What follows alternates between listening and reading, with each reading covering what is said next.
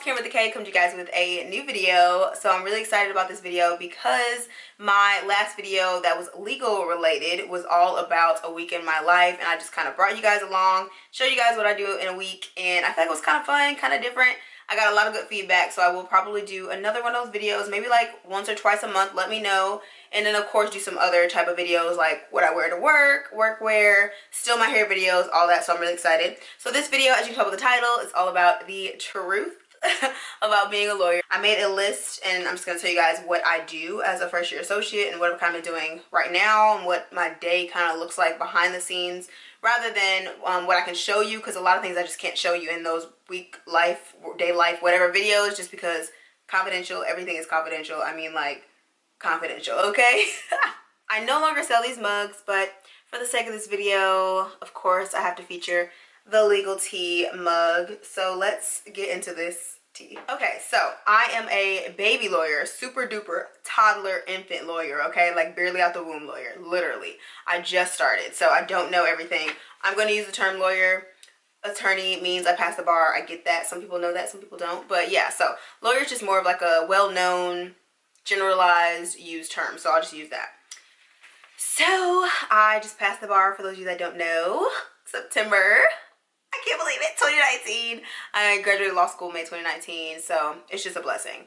Let's go through a list. No certain order. I have a few other things that aren't on this list, but this list is pretty thorough. And let's just start from the top. I'll probably explain some of the things, but not go into too much detail. And maybe I'll do like a Q&A video or something later. Or actually, you know what? Comment below some questions so I can do a Q&A. Ask me any question that you can think of, because I'll decide if I'm going to answer them or not.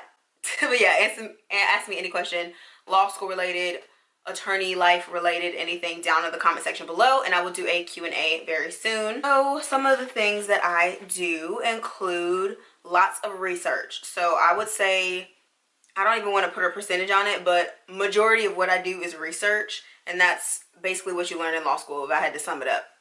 Because a lot of times you don't know the answer, but now you can find it. Shout out to law school.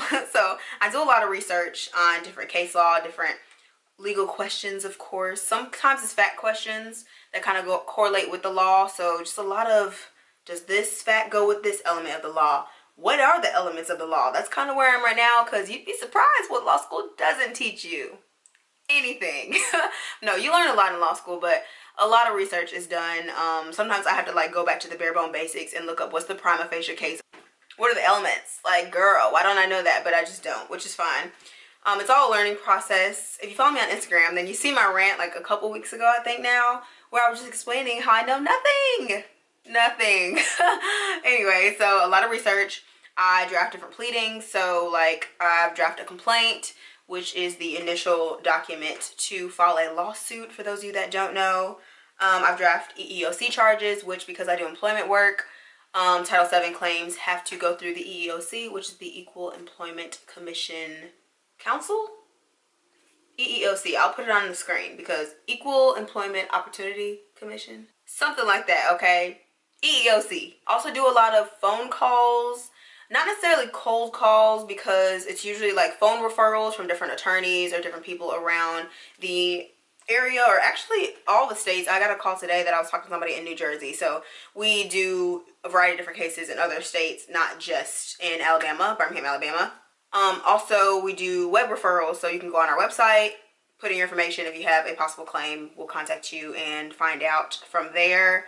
And of course, just word of mouth things. But a lot of what I'm doing when I'm calling potential clients is following up on things that we already have some information on them. So whether they did phone referral, attorney referral, web referral. So do a lot of those, which are kind of fun. It's entertaining, and it helps me learn when I'm trying to explain to somebody else what a claim is, or if they do or do not have a claim, and kind of giving them like the bare bone basics of the law. Because I feel like everyone knows this, but I feel like there's this theory that actually works, that if you can teach somebody else something, then you're able to learn it better yourself. So I think it helps me when I'm talking to potential clients, or even current clients, to explain them what's going on in their case, or if they have a claim, case, etc. Because a lot of people just want to know what would it even look like if they did get represented by us. So what is the EEOC? How does that work? What's the timeline on that? How much do they have to pay us? How much does it cost to file a lawsuit?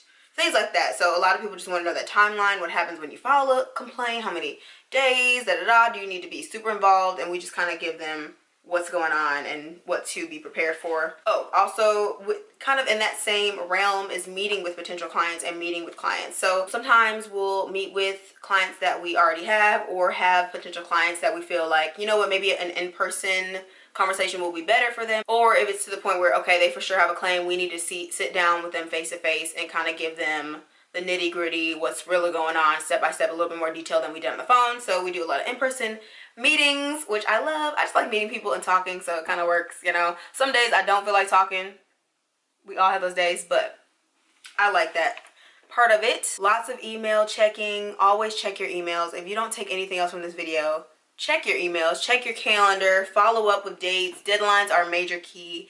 So I'm constantly checking my email, constantly checking the calendar, just to make sure I don't miss anything. I have it where, of course, like everybody's phone has like notifications, so make sure you're notified if something's going on at all hours. So kind of side note, I got a question on Instagram the other day. Somebody was like, how many days did you get off? How many days did you get off from Christmas?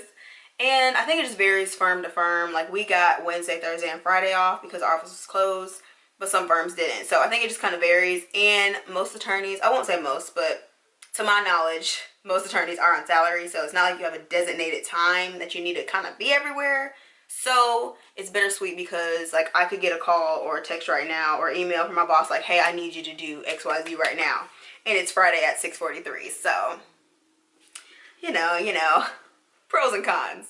Staying updated on case law and learning case law elements. Kind of like what I was talking about in the beginning, but this one is even more important. So because the law is forever changing, there's cases that are going to court now, things are changing, you kind of have to stay, no, not kind of, you have to stay on top of what's going on in your area of law. So you need to know, are there any changes within your state, within the federal court system, any claims that have changed, any facts that have changed, have judges made any specific rulings on something that might be beneficial to you, which kind of leads me into networking events, which is another, I would say, important element that I've been doing. An important element of the legal field are networking events, some for, of course, like social aspects, but mostly for being connected in a community so you kind of know what's going on. I'm a part of the National Employment Lawyers Association now, and we're in this like little group message where we constantly update each other on what's the case law going on in employment cases, which is helpful for me because I'm like, I don't know what they got going on, okay? If it ain't, I don't know. So it's really helpful to be a part of different groups, and networking is good, especially well, plaintiff or defense, because you're constantly looking for clients, so you want to make sure people know what type of law you're doing, because I might have classmates that would love to refer me, but they don't know what area of law I'm working in. So that's really good. That's a benefit. I'm also doing a lot of observation, so I'm observing depositions, mediations. I haven't been to any hearings yet, but some of my coworkers have that, are also baby lawyers. So those are really important because you learn a lot, not only about the law and how the process of deposition and mediation work, but just to see how to interact with clients, because I think there's no cookie cutter way to do it, because it kind of just depends on the circumstance, and it depends on the type of client and personality, and you just kind of get into your own rhythm. So I love being able to observe several different attorneys and how they kind of approach different things. Everybody has their own little style, so I can't wait until I'm jumping into it and doing my own depositions and stuff like that, and kind of see where my style is. But no hurry, I'll be ready when God has me ready, okay? Oh, I'm also creating like case summaries, fact timelines, and I just had to review some medical records to create a summary. What was that, yesterday or the day before? So basically case summaries, so if we're preparing for a mediation, to make a mediation position statement, which I've done one of those too, or preparing for deposition, you want to make sure you have the high points in the case and not have to go back through every single document, or be sitting there doing the deposition and flipping through every document. Like, don't nobody have time to do that, and you just look unprepared. So as an associate, you're really helping the partner that you're working for, or the partners that you're working for. So he'll ask me to kind of set up to create a timeline so that he's able to kind of hit the points and have me highlight things that stick out, or have me put little questions like, hey, you need to ask a question about this. And when I'm sitting in and observing, he may give me like a sticky note, pad of sticky notes, and be like, hey, write down questions that I'm missing, or during the break, hey, did I forget this, or did I hit this?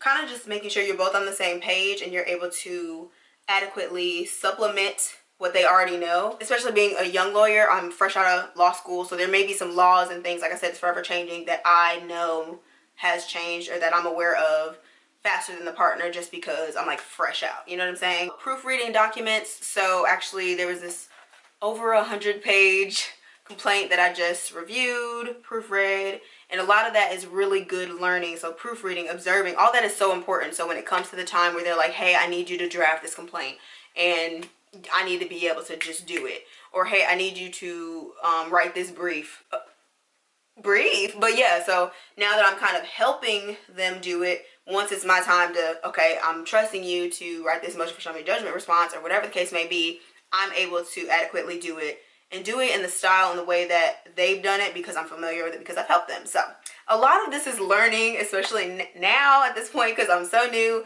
A lot of it is just learning and absorbing as much information as possible, and asking questions. I ask a lot of questions on the daily. I'm sure I'm annoying, I'm so sorry, but I ask a ton of questions, and my boyfriend, he's a huge help. He's also an attorney, he works on the defense side, but it's just so helpful that I have people around me that I can kind of lean on and learn from, because it is a lot of information and just a lot as an attorney. It's just so much that comes with it, and so much you have to think about: deadlines, clients, updating everything. And having a paralegal is super helpful, and my paralegal is amazing. She's phenomenal, the best out there, okay? But she's so helpful. So I go to her about things, go to the partners that I work with about things, other associates in the firm, other partners in the firm. We all kind of help each other, and I think that's so important. I think it's important to like the law that you do, but I think it's more important to like the people, because you're going to be asking them so many questions and be around them so much. You want to be comfortable, and you want to make sure that you're just in a fun, learning, positive, professional, respectable environment. And our firm has a really good reputation. That's so important. Get a lot of good cases, and I love it. So let me see if there's anything else I missed. Oh, and sometimes we do have to do some people searches, okay, when we're trying to find witnesses or update our clients on some stuff. So looking on social media, all that is up for grabs. So word to the wise, if there's any young children, I know I don't have a huge young audience that watch my video, but some of y'all might have kids. Please tell them not to put that on social media if they don't want it to come up ever again. Y'all, I'm telling you, I've seen so much on social media. We can get so much information for our case just by looking at somebody's Facebook. Like, why did you put that on Facebook, sir? Okay. Anyway, I'm done. I'm done trying to, you know, be a mama, because I ain't got no kids. But heads up, be careful what you put on social media. And even going into law, being a law student or being an attorney, you have to be careful. Triple, double, quadruple check, just because I am on social media heavily with doing influencing and blogging. So just be careful. Be sure it's respectable and something that you just would want your grandmother to see and your boss, or to talk about at work, because nothing's more awkward than someone pulling up your social media and you're like, yeah, I make YouTube videos. So yeah, guys, that's pretty much it. Don't forget to thumbs up this video if you enjoyed, and leave me some comments down below. Don't forget to leave me a question that you have about the legal field, law, maybe some, you know, juicy questions. Yes, I did meet my boyfriend in law school. I feel like people want to know about it. Ask me. Don't forget to subscribe to my channel if you haven't already. And yeah, I'm really excited. I hope I answered everything. I did get some questions about what I actually do from that video, so I hope this was helpful. I didn't go into too much detail. I'd be glad to go into more detail about some of the things, so leave me some questions if you have any questions, comments, concerns. I love you guys. Don't forget to share this video with family and friends, all that good stuff, and I'll see you in my next video. Later.